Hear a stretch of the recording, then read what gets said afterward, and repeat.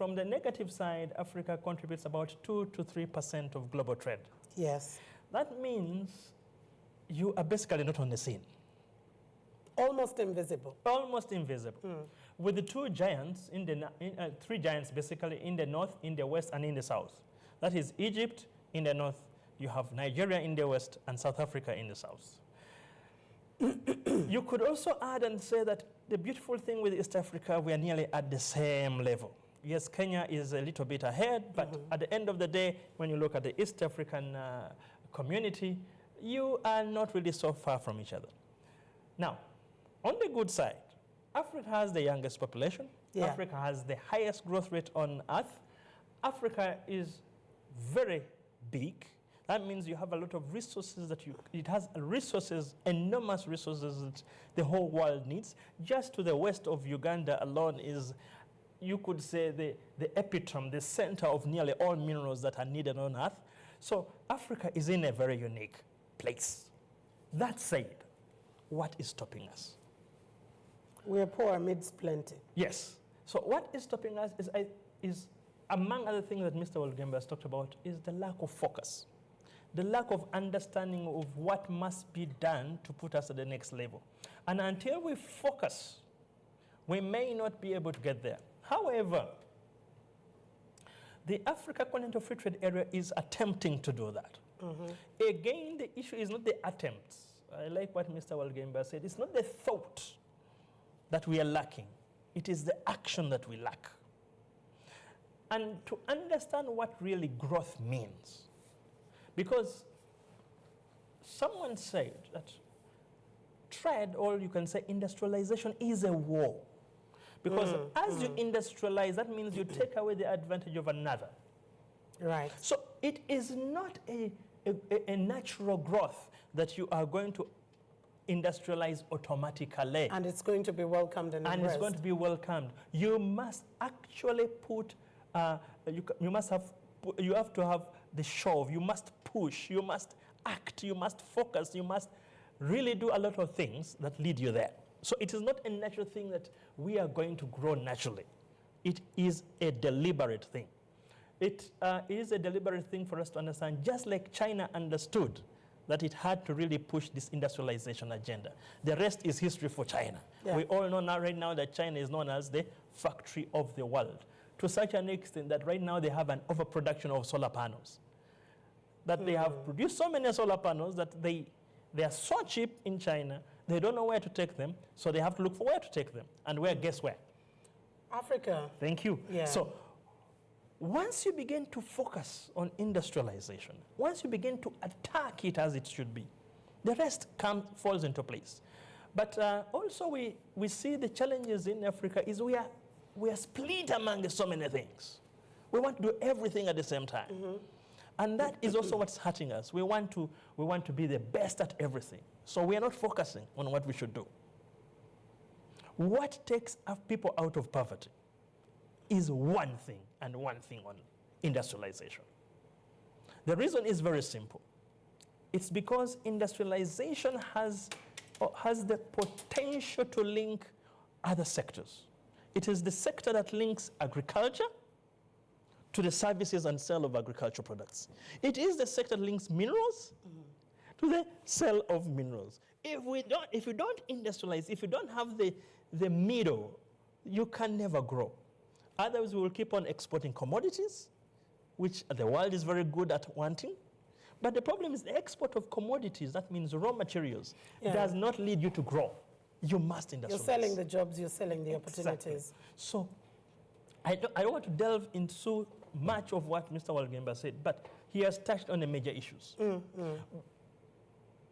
But what ties all those major issues together is the focus and understanding that industrialization, much as it is driven by the private sector across Africa, the one who is actually guiding it, who should actually guide it, is the different governments within this continent. Why? Because you need a lot of financing. So you cannot say you want to industrialize in Africa with 19% interest rates. It is impossible. Why? Because the return on investment on industrial industries is anywhere between 15 and 20. But your interest rate is at 20, it's at 19. So the whole purpose of industrialization gets lost just in one area only, financing. Yeah. All right. Thank you. I will definitely be getting back to you. And you raise a very important point on focus. There is a lot. We are lost in the sea. We've come with a spoon to collect water from, from a sea or an ocean. But Mr. Walgembe, let me get back to you. You talked about the idea of homogeneity. And it's not our fault that we are like this. It's because probably of our situation, like Mr. Senyondra did clearly say. How do we then break that from being a challenge to creating it as an opportunity? Because what is very clear, even in as much as we have the same products, we keep all doing the same thing, that we will export them in raw form. Even the foreign direct investment that we are attracting, in most of the cases, is not about manufactured products. It is more about extraction of our natural resources. Well, I think African countries need to appreciate the principle of comparative advantage. Everyone can do everything. You know, at home, I can sweep, I can cook, but if you compare my cooking to someone else's cooking, mine may not be the best. So I leave the cooking to the person who is good at it. I leave the slashing to the person who is good at it. I concentrate on what I do best. So African countries must appreciate that all of us can do everything, but who does what best? You see, there are countries like Uganda that are endowed in the agricultural sphere. We are endowed with fertile soils, we are endowed with diversity of food, we are endowed with so many things. So how can we turn that into our greatest advantage? If Uganda starts to make mobile phones, or if Uganda starts to set up an automobile, it's difficult because South Africa, since 1994, has been able to work with global brands to do local manufacturing. So they always be a step ahead of us, just like Morocco. So it means that African countries must appreciate this principle. If Kenya is not good at dairy, for instance, because of weather or other things, and Uganda has surpassed it, let Uganda become the hub for dairy. Let Kenya become a hub for something else. So I think as we are doing that industry, and then the other issue is countries are very inward looking. Although on paper they talk about the African Continental Free Trade Area, if you look at all their industrial policies and their agenda, everyone will say, buy Kenya, build Kenya. Buy Uganda, build Uganda. So if everyone says buy their country and build their own country, then it means we can't think as a whole. We think in a very narrow sense. And some of these countries are too small to have impact. Uganda, and that's why I appreciate that. The president has had vision to appreciate that Uganda can only play better as part of larger groupings, as part of the East African community, as part of COMESA, as part of the African Continental Free Trade Area, because then we're able to distinguish ourselves in these blocks. So I would say that homogeneity is due to historical factors, is also due to issues of skills. You know, some of these things that people do don't need much skills. You know, if you need to be a market vendor, if you need to grow this food as a smallholder farmer, you don't need much skill. But as time goes on, as countries evolve, we need to specialize. We need to focus on those areas that we are good at. The other issue is that as African countries, we need to start looking. You know, Uganda has been having this issue. The president mentioned about the access to the sea. You know, a country like Uganda that's part of the East African community should have no concern, should not have to beg to access the sea, because we look at ourselves as blocks of countries. So countries need to move out of the narrow nationalistic mindset of thinking that they are competing. And this is why I would disagree also with Mike Fallon. Industrialization need not be competitive. You see, this was the thinking earlier on in the 18th century, that, you know, I win, you lose. No, it doesn't have to be that way. It can be comparative. We can say that Uganda manufactures products up to intermediate level and then sends to another country that adds value, which also sends to another country that adds value. So then you have continental level value chains that benefit everybody.